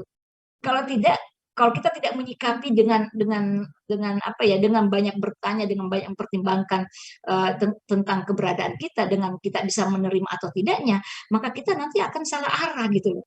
Kalau misalnya kita tidak mempertimbangkan itu, kita mungkin akan salah memilih atau salah mempersepsikan keadaan atau perubahan yang ada. Setidaknya kita selalu bertanya apa ya, kesesuaian antara perubahan yang ada dengan kebutuhan kita. Anggaplah sekarang ini kalau misalnya perubahan-perubahan itu yang sifatnya positif, kenapa tidak? Kita akan menerimanya, tetapi itu pun kembali kepada diri kita. Apa yang akan saya dapatkan dengan perubahan itu? Apa yang saya inginkan dengan adanya perubahan itu? Dengan menyikapi keadaan-keadaan seperti itu, insya Allah itu kita akan tidak salah arah, karena kita sudah mulai mengontrol diri kita. Dengan mengontrol dan mempertanyakan kebutuhan kita, sesuai enggak? Cocok tidak? Gitu kan? Misalnya seperti ini ya. Perubahan itu misalnya dari segi pakaian, misalnya stylenya mungkin orang-orang barat dan sebagainya, yang tadinya perempuan, mohon maaf ya, cewek-cewek ini bajunya itu satu yang pakai lengan, satu tidak misalnya, kemudian terbelah di depan dan sebagainya. Kembali kepada kita, cocok nggak saya gunakan ini di lingkungan saya, di lingkungan sosial saya, bisa nggak saya beradaptasi dengan menggunakan ini? Kalau itu tidak cocok, tinggalkan. Jangan diikuti karena itu tidak sesuai dengan budaya kita. Nah, sekarang kembali kepada diri kita dengan arus globalisasi, modernisasi yang ada ini, kita akan bisa bersaing dengan positif dan kita akan bisa menyaring hal-hal yang negatif, dalam artian bahwa kalau tidak sesuai dengan budaya kita, maka jangan diambil. Tapi bila itu sesuai dengan budaya kita dan dengan kemampuan kita dan apa yang kita harapkan, apa yang kita inginkan, itu bisa diambil. Seperti itu ya barangkali ya, Muhammad siapa tadi? Nah, itu jawaban dari saya. Jadi kita kembali memfilter. Paling tidak filter itu ada pada diri kita sendiri. Tetapi jangan jauh daripada unsur budaya kita. Jangan tinggalkan unsur asli budaya kita. Karena itu adalah hal-hal yang sangat-sangat sakral dan itu bisa menjadi penuntun untuk kita ke depannya lebih maju atau tidak. Itu dari budaya kita sendiri. Gitu. Terima kasih. Terima kasih. Baik, Hijrah, saya kira jelas Hijrah ya. Ya. Ada lagi yang lain? Yehuda, ada mungkin yang ingin disampaikan? Oh, Ipa. Silakan Ipa. Baik, terima kasih Pak. Assalamualaikum warahmatullahi wabarakatuh. Waalaikumsalam warahmatullahi wabarakatuh. Sebelumnya, perkenalkan nama saya Payuandana, Bu. Jadi, tadi ada beberapa kali disinggung kalau Indonesia ini dalam perubahan-perubahan yang dilakukan, baik dari pembangunan, pendidikan, itu banyak meniru dari negara-negara Barat. Ya, gaya Barat seperti itu. Nah, dengan Ibu sendiri, dengan mengikuti gaya Barat dari segi pendidikan sendiri itu, apakah sesuai dengan diterapkan di Indonesia sendiri, Bu? Aja. Ya. Oke, terima kasih. Namanya tadi IPA ya? Tadi, ya. Oke, IPA, saya bertanya kembali, menurut kamu sebagai mahasiswa sesuai enggak? Gini ya, gini. Budaya pendidikan Barat itu mengadopsi untuk bagaimana mengarahkan pendidikan itu kepada siswa. Mengarahkan kepada pendidikan itu perkembangannya kepada mahasiswa. Apa kebutuhan dan kemampuannya. Mas Menteri kita saat ini nih mencanangkan, giat-giatnya mencanangkan ini, perubahan kurikulum itu karena menginginkan bahwa pembelajaran itu adalah pembelajaran yang berdiferensiasi. Artinya memberikan kesempatan kepada semua mahasiswa, kepada semua siswa untuk berkompetisi tanpa melihat si bodoh dan si pintar, tanpa melihat si cacat dan si normal. Itu tujuannya Mas Menteri. Di mana Mas Menteri berkiblat? Di daerah barat, di negara barat sana. Di sana betul-betul memanusiakan manusia dan mempertimbangkan kebutuhan mereka. Itulah yang diadopsi sekarang ini menjadi kurikulum Merdeka Belajar. Gitu. Beberapa tahun yang lalu pada saat Ibu sempat ke Australia, ke tiga daerah di Melbourne, Brisbane, dan Sydney, mereka itu kompetisinya bagus. Pernah ada satu hari Ibu jalan waktu di Melbourne, Ibu jalan dengan beberapa teman-teman dari satu sekolah ya. Kita juga berdiskusi dengan beberapa mahasiswa di sana. Ada satu anak yang jalan pakai sepatu karet, pakai ransel, pakai headset di telinganya. Sempat saya bertanya sama dia, kamu dengar musik ya? Karena kita kan lagi mau nyebrang nih. Kamu dengar musik ya? Dia katakan tidak. Saya mendengarkan materi pelajaran, materi kuliah saya yang sebentar akan dibawakan oleh dosen saya di sekolah, di kampus. Dia katakan gitu. Jadi headset yang digunakan itu adalah mendengarkan materi-materi tadi. Nah, setelah mereka masuk di dalam perkuliahan, mereka lebih berkolaborasi. Mereka akan tahu bagaimana maknanya daripada perkuliahan. Dia pasti paham dengan apa yang dia inginkan gitu loh. Sehingga nanti itu yang akan dipertanyakan oleh dosennya. Yang mana mereka belum paham. Arahnya ke situ. Nah, inilah barangkali arahnya Mas Menteri kita ingin melihat bahwa pemuda-pemuda Indonesia, mahasiswa-mahasiswa kita, pelajar-pelajar kita betul-betul diberikan kesempatan yang seluas-luasnya untuk mereka bisa berkembang, untuk mereka bisa meningkatkan pemahaman taraf kognisinya untuk mengarah yang lebih baik dan tanpa ada diskriminasi loh ya. Jadi education for all and not discrimination. Semua mendapatkan akses untuk yang mudah untuk bisa melanjutkan atau bisa meningkatkan kualitas atau mutu pendidikannya. Seperti itu. Ini nuansanya, kiblatnya kita ke sana. Makanya dikatakan bahwa itulah kiblatnya yang positif yang kita nanti harapkan untuk Indonesia ke depannya gitu loh. Jadi bagaimana kita rasakan dengan Merdeka Belajar, kampus Merdeka, ada namanya kuliah magang, kemudian ada tidak ditetapkan bahwa mahasiswa itu harus kuliah di tempatnya, di jurusannya, atau di mana saja mereka bisa. Ini adalah salah satu kebebasan untuk kita bisa mengakses pendidikan. Apalagi di masa pandemi ini. Di masa pandemi ini ada namanya kurikulum prototype.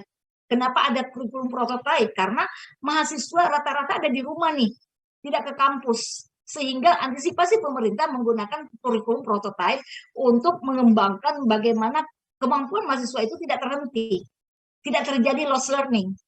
Kalau terjadi loss learning, maka itu akan mulai lagi dari awal, gitu kan? Pendidikan mulai dari awal lagi. Tetapi dengan mengantisipasi seperti itu sehingga tidak ada loss learning, maka digunakanlah kurikulum prototype atau dikatakan kurikulum darurat. Nah, sehingga mahasiswa sekarang tidak perlu masuk ke kampus, mereka bisa melakukan perkuliahan di kampus yang terdekat dari rumahnya misalnya, atau dari lingkungannya misalnya, dengan mengambil mata kuliah yang sama gitu. Ini adalah kebebasan. Nah, itulah adopsi dari Barat itulah yang perlahan-lahan Mas Menteri bawa ke Indonesia. Karena kita tahu dia itu adalah lulusan dari luar, ya, dan mereka adalah lulusan yang terbaik, membawa nama harum bangsa Indonesia, sehingga itulah yang akan diadopsi sedikit demi sedikit, gitu ya, Iva ya, gitu menurut Ibu. Dan kalian juga akan rasakanlah seperti itu. Terima kasih. Ya, sangat jelas Iva ya. Nah, selanjutnya mungkin ada lagi yang oh ya, Rama, silakan Rama. Rama Maulana, silakan. Baik, terima kasih Bapak atas waktunya. Assalamualaikum warahmatullahi wabarakatuh. Waalaikumsalam warahmatullahi wabarakatuh. Perkenalkan, nama saya Rama Maulana dari kelas A1. Jadi di sini Bu, saya ingin menanyakan perihal cultural lag seperti itu Bu. Nah, jadi Kultural? Bu, ulun lag. Oh iya. Okay. Jadi yang ulun lihat nih Bu, Indonesia ini selalu apa? Indonesia ini selalu mengalami cultural lag seperti itu Bu. Nah, jadi yang apa namanya? Ulun pernah membaca di salah satu sumber nih Bu. Cultural lag itu cara menanganinya yaitu salah satu caranya yaitu menciptakan kepribadian atau jati diri bangsa seperti itu Bu. Nah, jadi ulun ingin menanyakan di sini Bu, kita berada pada negara berkembang. Nah, menurut Ibu nih, lebih pentingan menanamkan kepribadian bangsa atau terus melanjutkan perubahan ke yang lebih baik lagi Bu, seperti itu? Iya, perubahan ke arah yang lebih baik atau apa tadi? Mempertahankan? Atau menanamkan kepribadian dulu, baru tertanam kepribadian, baru lanjut perubahan seperti itu Bu. Iya. Baik sekali ya, Nak Rama. Mementingkan dulu atau menanamkan dulu kepribadian yang baik, kemudian perubahan ke arah yang lebih baik, yang mana yang dipilih. Saya katakan menurut Ibu sejalan. Kenapa sejalan? Adalah kita menanamkan kepribadian kita. Kepribadian kita mencerminkan bahwa itu adalah pola perilaku kita dalam masyarakat. Dengan kepribadian kita yang unik, kepribadian kita yang memang kita miliki, bukan orang lain loh yang miliki ya, adalah kita yang miliki kepribadian itu. Jadi kepribadian kita juga akan mengarahkan kepada perubahan itu. Otomatis mengatakan, saya katakan bahwa mengarah kepada perubahan ke arah yang lebih baik. Dengan orang memiliki kepribadian yang baik, tentunya juga akan bisa memilah, bisa memilih kira-kira yang mana sih yang cocok dengan saya. Anggap Rama ya, dengan kepribadiannya misalnya seperti itu. Dia akan memilih salah satu cewek nih. Dia akan banyak pertimbangan, gitu kan. Cocok nggak dengan saya? Dia bisa nggak menerima saya? Seperti itu ya. Ini langsung saja ke sana nih. Dia bisa menerima saya nggak? Apakah dia bisa sejalan dengan ide saya? Gitu ya.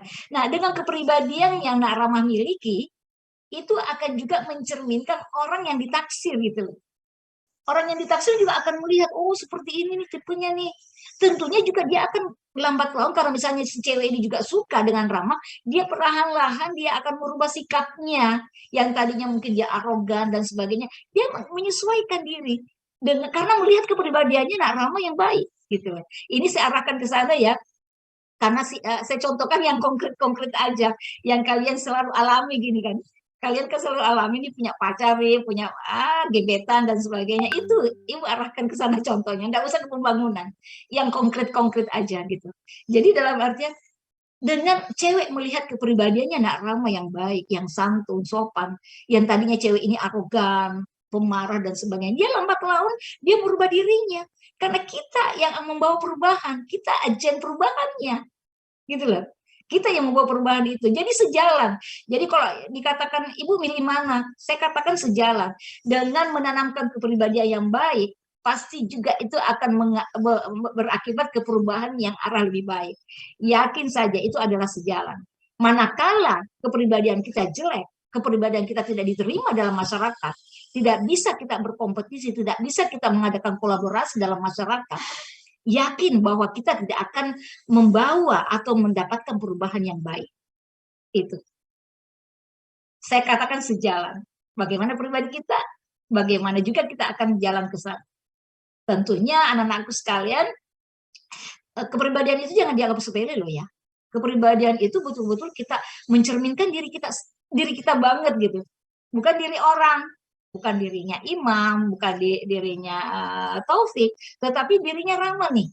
Kepribadiannya Rama nih, seperti itu. Nah, itulah dikatakan bahwa pribadi yang baik akan mengarahkan, akan menuntun kita ke arah yang lebih baik, kemajuan yang lebih baik.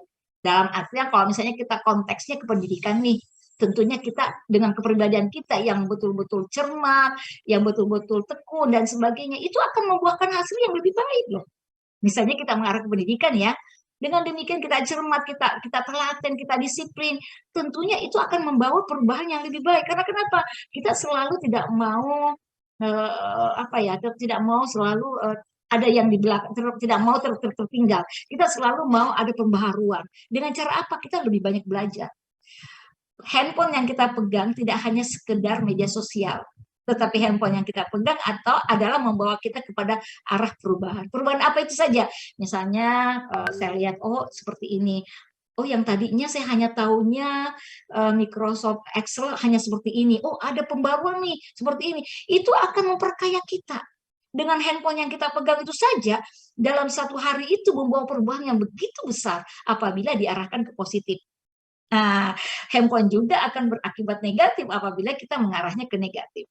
Misalnya banyak menghayal, banyak berimajinasi, banyak dan juga akan menimbulkan konflik kok di situ. Jadi arahnya kemana? Kembali kepada pribadi kita. Gitu ya. Itu Rama dari Ibu. Terima kasih. Iya.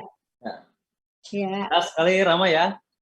Ini Rama kayaknya ini sangat sangat menghayati sekali. Baik, ada lagi ya, Imam. Silakan Imam. Iya. Assalamualaikum warahmatullahi wabarakatuh. Waalaikumsalam warahmatullahi wabarakatuh. Ulun Imam Marsudi dari kelas A2, izin bertanya Bu. Iya. Jadi kayak ini Bu, misalnya ulun nih melihat di dalam suatu masyarakat nih ada satu budaya yang ulun anggap tuh kayak menyimpang seperti itu Bu. Kemudian ulun nih ingin merubah itu Bu, budaya itu. Itu kira caranya seperti apa Bu? Istilahnya itu cara menjadi agent of change seperti itu Bu. Iya. Itu Bu. Oke. Makasih banyak Imam, luar biasa. Sama namanya Imam. Imam artinya ingin membawa perubahan. Imam itu adalah contoh ya. Nah, Imam, saya salut sekali dengan kamu bahwa melihat adanya suatu fenomena di dalam masyarakat, suatu budaya yang menyimpang. Tentunya tergerak hati kita ya. Kita sebagai seorang anak muda nih, aduh saya ingin dong merubahnya. Tidak sesuai dengan kata hati kita gitu. Ini kok ada satu masyarakat yang menyimpang. Bagaimana caranya saya sehingga mereka bisa baik gitu, bisa lebih baik dari yang menyimpang tadi mengarah ke arah yang lebih baik. Kalau kita mengatakan ingin merubah secara drastis itu tidak akan mungkin. Tetapi mengubah secara perlahan-lahan dengan menggunakan empati itu pasti akan mungkin. Gitu. Kalau kita mengubahnya dengan rasio saja, tidak menggunakan empati, itu bakalan sulit, Imam. Tapi kita bisa mengubahnya dengan rasa empati kita. Dengan cara apa? Masuklah ke wilayah itu. Berbaurlah dengan mereka. Tetapi jangan lupa dengan tadi Rama maksudkan tentang pribadian kita. Kepribadian kita akan menuntun mereka melihat dan mencontoh kita. Sekaligus kita adalah pembawa sosialisasi yang bermanfaat dalam masyarakat itu. Ya, jangan masyarakat itu yang mempengaruhi kita, tetapi kita yang mempengaruhi mereka. Kita adalah agen perubahan.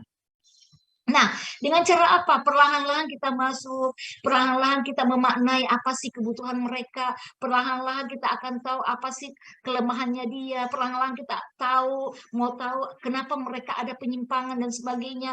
Dengan demikian juga perlahan-lahan kita akan memasuki area itu dengan sikap kita, dengan rasa empati kita. Seakan-akan kita juga merasakan apa yang mereka rasakan, gitu loh. Dengan pendekatan empati itu, dengan rasa emosional seperti itu, yang positif loh ya, bukan negatif. Dengan rasa itu mereka bisa paham, oh gini ya, kok bisa imam kok pribadinya seperti ini, kok bagus dan sebagainya. Anggaplah ada di situ, tetapi pada saat waktu sholat, imam langsung sholat. Tidak serta-merta berbaur dengan mereka ngobrol sampai lupa dengan waktu salat. Nah, itu beda loh, ya beda lagi. Yakin bahwa bawalah kepribadian yang positif ke dalam masyarakat yang negatif, maka masyarakat yang negatif itu akan membaur, akan mencontoh pribadi kita yang baik. Gitu kan? Gitu. Nah, dengan demikian dia katakan, imam enggak usah lah pergi salat, di sini saja kita main. Iya, sebentar ya saya balik lagi, tapi ada panggilan. Yang manggil itu Allah untuk sholat. Pergilah sholat, gitu. Sekali-sekali mengaji di situ, perlahan-lahan, tetapi dengan tidak menggurui, dengan sikap tidak menggurui, dengan sikap tidak memberikan ultimatum atau memaksa gitu loh. Seakan-akan kita hanya melakukan diri kita sendiri. Dan sebenarnya apa yang kita lakukan adalah berharap mereka mau mengikuti kita, gitu kan? Jadi kita adalah yang membawa perubahan itu. Bukan kita yang dipengaruhi, tapi kita yang mempengaruhi lebih banyak. Anak-anak muda sekarang harus begitu.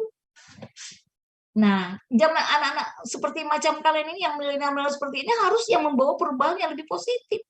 Kalau sudah melihat ada kesenjangan, atau ada harmonisan atau ada penyimpangan dalam suatu masyarakat, maka kita sebagai mahasiswa sosiologi yang turun ke dalam untuk bagaimana mengadakan pendekatan secara psikolog dan mengadakan pendekatan secara kemanusiaan. Itu intinya, Imam. Tapi jangan harap bahwa secepatnya akan berubah. Enggak lah, perlahan-lahan. Ajak mereka ngobrol, sesekali bawa cemilan, sesekali bawa kue ke sana, ngobrol ngopi rame-rame, gitu kan. Dengan demikian kita tahu, oh ini penyebabnya sehingga terjadi penyimpangan. Oh ini sehingga mereka tidak berlaku yang sewajarnya. Nanti dari hasil itulah nanti akan menjadi sebuah tulisan ilmiah yang nanti imam akan buat dengan baik, sehingga itu juga nanti akan terpublikasikan dengan baik. Tidak menutup kemungkinan itu menjadi karya yang luar biasa karena imam sendiri yang ikut di dalam masyarakat itu. Peneliti yang baik adalah peneliti yang ikut berbaur dengan masyarakat yang diteliti, gitu. Nah, bukan hanya sekedar melihat fenomena yang ada dari cerita dari orang lain, tetapi kita ini nih pelakunya di dalam situ. Tentunya tadi kita harus memberikan contoh yang baik, memberikan perilaku yang baik. Lambat laun dia juga akan contoh. Itu karena keberbauran dari komunikasi, interaksi yang intens, interaksi yang baik, kemudian kita berkolaborasi dengan mereka, lambat laun mereka bisa tertarik dengan kita.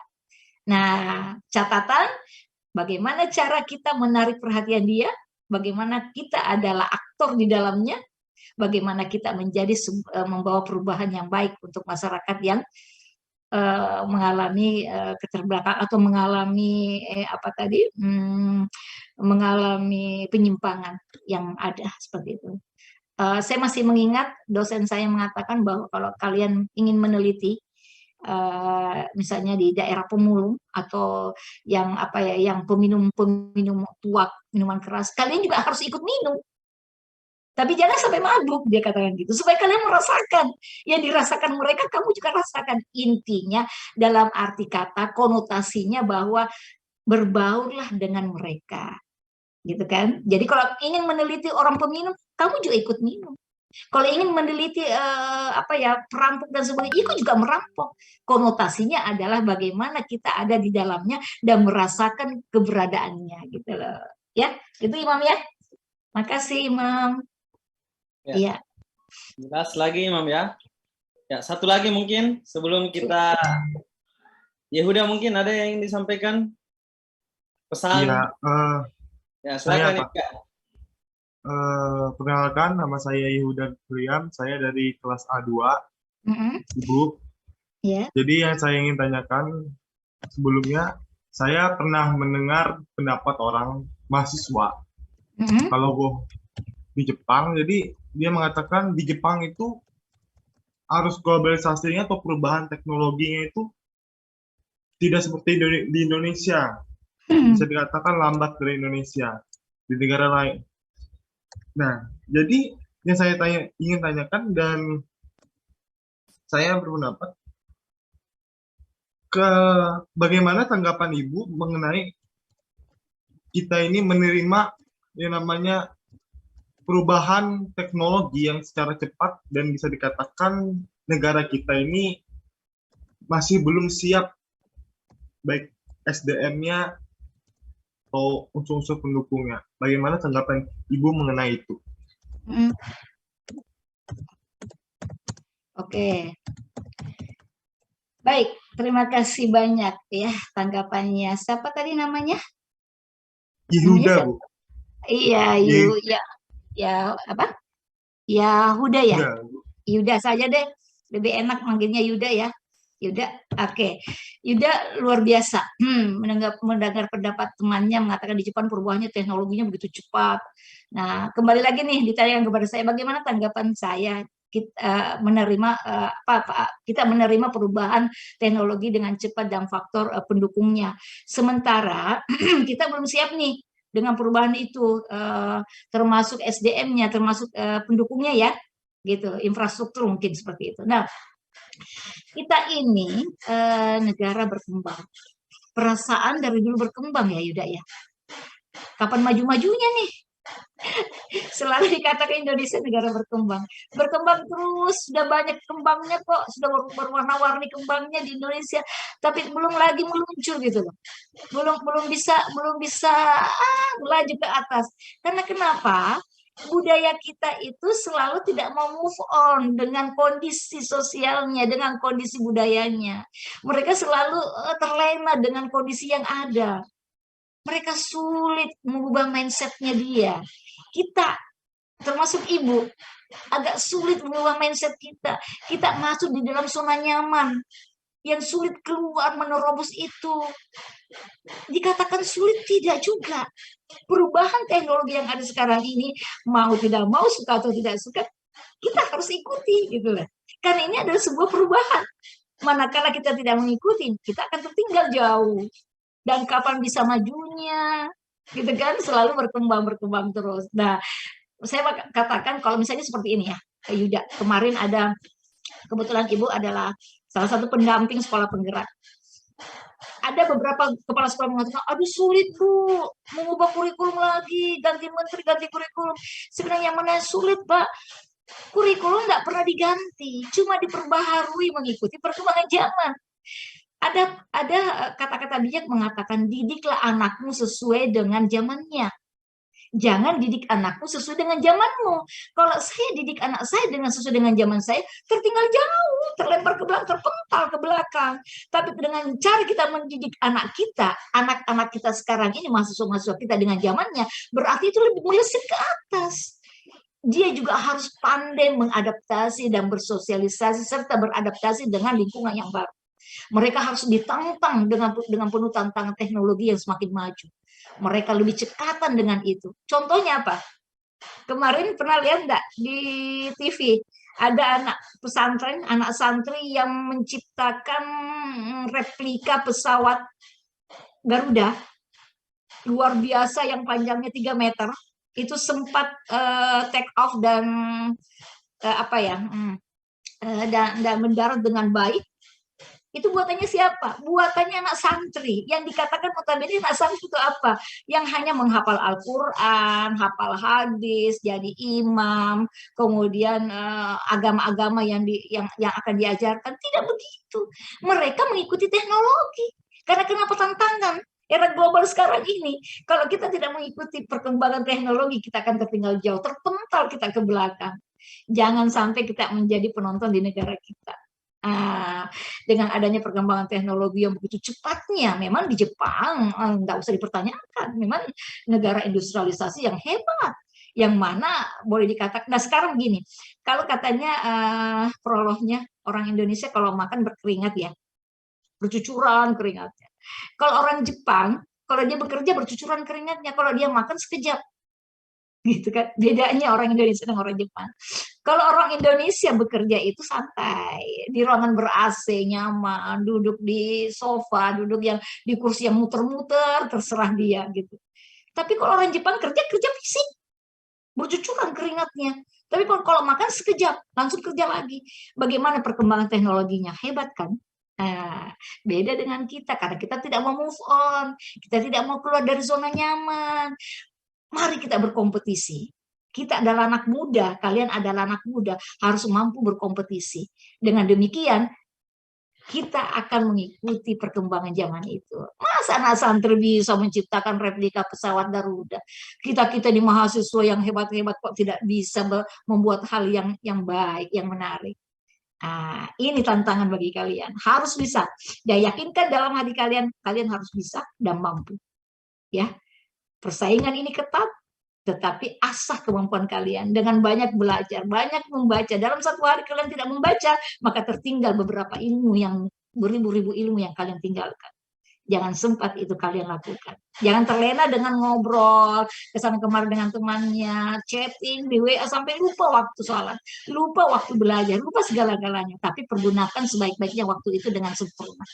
Maka kita tidak akan ketinggalan dengan zaman itu sendiri. Kita akan menjadi orang yang mau merubah zaman itu ke arah yang lebih positif, bukan kita yang akan dirubah ke arah yang negatif. Gitu ya, Yuda ya. Oke, Yuda, optimis, kalian pasti bisa, ya. Oke, terima kasih. Ya, baik. Terima kasih atas sharing session untuk hari ini ya. Atau masih ada yang mau bertanya satu lagi? Silakan. Siapa? Cewek-cewek ini, mana nih gender-gender ini? Baru satu nih yang sempat ini. Apa? Terus, Firda. Ada yang sampaikan, Firda? masih ada, silakan. Ya. Bisa? Yang lain? Kayaknya sudah tidak ada ya. Ya. Baik. Ibu, ya mungkin ini statement closing ya. Ya. Karena waktu juga kita dibatasi, kita hanya punya waktu kurang lebih 100 menit ya Bu untuk mata kuliah hari ini. Dan ini adalah mata kuliah perubahan sosial budaya yang kebetulan saya adalah dosen pengampu dan ditugaskan untuk mencari praktisi tentang mata kuliah ini untuk dibawakan. Dan alhamdulillah hari ini sudah dilaksanakan dengan baik. Kami dari Prodi Pendidikan Sosiologi sangat mengucapkan banyak terima kasih atas waktu dan kesempatan dari Ibu. Ini adalah hal langka dari Prodi kami karena mungkin semester ini akan kami terus lakukan gencatan terkait dengan kuliah praktis ini. Jadi masih ada kuliah praktisi mata kuliah lain yang akan diselenggarakan di waktu yang berbeda dengan mata kuliah yang berbeda. Insya Allah kedepannya kita akan selalu melaksanakan kuliah ini. Tentunya ini adalah pengalaman pertama juga di teman-teman di angkatan ini bahwa ada perkuliahan dosen luar ya. Nah ini adalah sekedar pengetahuan untuk teman-teman A1 dan 2 bahwa ini adalah rangkaian kerjasama antara program studi pendidikan sosiologi ULM dengan program pendidikan sosiologi pasca sarjana Universitas Muhammadiyah Makassar. Nah, ini juga adalah salah satu bentuk promosi yang nantinya ketika teman-teman ingin kuliah S2 di Makassar, nah salah satu tempat untuk kuliah desain perkuliahan yang lebih kolaboratif itu ada di Universitas Muhammadiyah Makassar. Ya, jika nantinya kepengen melanjutkan perkuliahan. Nah, mungkin ada yang ingin disampaikan oleh Ibu Fatimah sebagai closing statement dari perkuliahan kita sebelum kami tutup. Silakan, Bu. Baik, terima kasih Pak Rahmat, anak-anakku sekalian yang saya cintai, yang ganteng-ganteng, yang cantik-cantik, luar biasa ya. Bahagia rasanya ketemu hari ini. Satu kata bijak yang sempat Ibu katakan, jangan pernah berhenti belajar. Karena belajar itu sendiri membawa perubahan pada diri kita. Mahasiswa adalah tempatnya di depan, yang memberi contoh. dan tidak pernah ada di belakang untuk diberikan contoh. Dialah yang membawa perubahan positif dan bukan dia yang dirubah, tetapi dia membawa perubahan yang lebih baik ke depannya. Terima kasih. Mohon maaf bila ada salah kata. Dan kalau misalnya kita akan sharing lagi, nanti saya Ibu sudah tulis nomor HP-nya dengan nomor WA dan sebagainya. Silahkan kita sharing, saya lebih suka dengan itu. Terima kasih, mohon maaf bila ada kata-kata yang tidak berkenan. Wabillahi taufiq wal hidayah. Assalamualaikum warahmatullahi wabarakatuh. Waalaikumsalam warahmatullahi wabarakatuh.